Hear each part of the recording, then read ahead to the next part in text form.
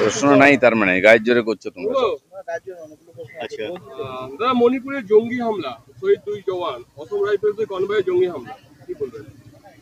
সারা ভারতবর্ষ ঠান্ডা হয়ে গেছে, কোথাও কোথাও ছুটপাট চলছে এখনো।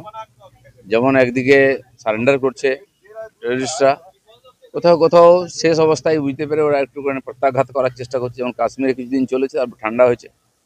মণিপুরও সেরকমভাবে ঠান্ডা হয়ে যাবে।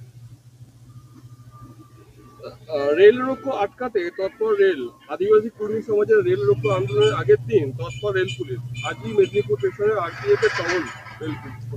মানে কর্মী সমাজ বা আদিবাসী সমাজ বারবার আন্দোলন করেন জঙ্গলমহলে তাদের দাবি নিয়ে। রাজ্য সরকার সেইটা নিয়ে সিরিয়াসলি ওর সঙ্গে কথা বলে না, এটাকে রাজনৈতিকভাবে লাভ নেওয়ার চেষ্টা করে। আবার শুরু হয়েছে পুজোর আগে।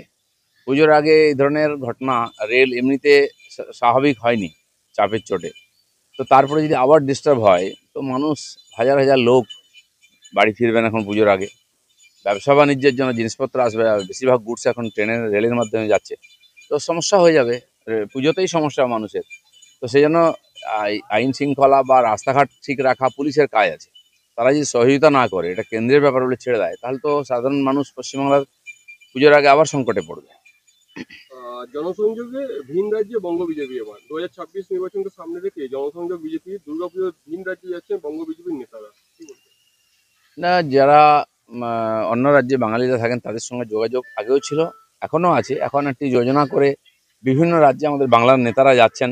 সেখানকার যারা বাংলাভাষী আছেন, বাংলাদেশি উদ্বাস্তু আছেন, তাদের সঙ্গে যোগাযোগ করার জন্য, এবং যোগাযোগ হচ্ছে।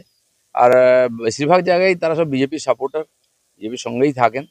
তারা এখানে পশ্চিমবঙ্গের নির্বাচনে অনেকে আমাদের কাজে সহযোগিতা করতেও আসেন। তো সেই যোগাযোগটা ঝালিয়ে নিয়ে তাদেরকে পার্টির সঙ্গে যুক্ত করার জন্য পশ্চিমবঙ্গ বিশেষ আর কেন্দ্রীয় যোজনায় কাজ করছে।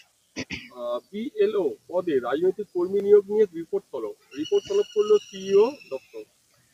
বহু জায়গায় বিএলও, এই যে এসআইআর হবে, তার জন্য সরকারি যে অফিসার আসবেন সার্ভে করতে, সেখানে পার্মানেন্ট এমপ্লয়িকে দিতে বলা হয়েছে, নির্বাচন কমিশন বলেছে। কিন্তু টিএমসি বহু জায়গায় টেম্পোরারি কর্মী বা কন্ট্রাকচুয়াল কর্মী, যারা পঞ্চায়েত অফিস চাকরি করে, বিডিও অফিসে চাকরি করে, কেউ সিভিক পুলিশ, কেউ এখানে স্বাস্থ্যকর্মীর কাজ করে, এদের নাম দিয়ে দিচ্ছে, যাদেরকে ওদের নেতারা চাকরিতে ঢুকিয়েছে। টিএমসির লোকেরা এটা কন্ট্রোল করবে, সেই জন্য স্বাভাবিকভাবে স্বচ্ছভাবে এসআইআর হবে না। তো বহু জায়গায় এরকম কমপ্লেন এসেছে, দেখা গেল এই ধরনের যারা টিএমসি নেতাদের হাত ধরে চাকরিতে ঢুকেছে এবং কন্ট্রাকচুয়ালে আছে, ডেলিগেটেড আছে, তাদেরকেই নাম দিয়ে দেওয়া হয়েছে। সেগুলো জানার পরে আমরা তার প্রতিবাদ করছি। এক সপ্তাহ পার, অধরা গুলশন কলোনি মাস্টার মাইন্ড ইকবালপুরে পিটিএ খুনের অভিযোগে এখনো গ্রেপ্তার হয়নি।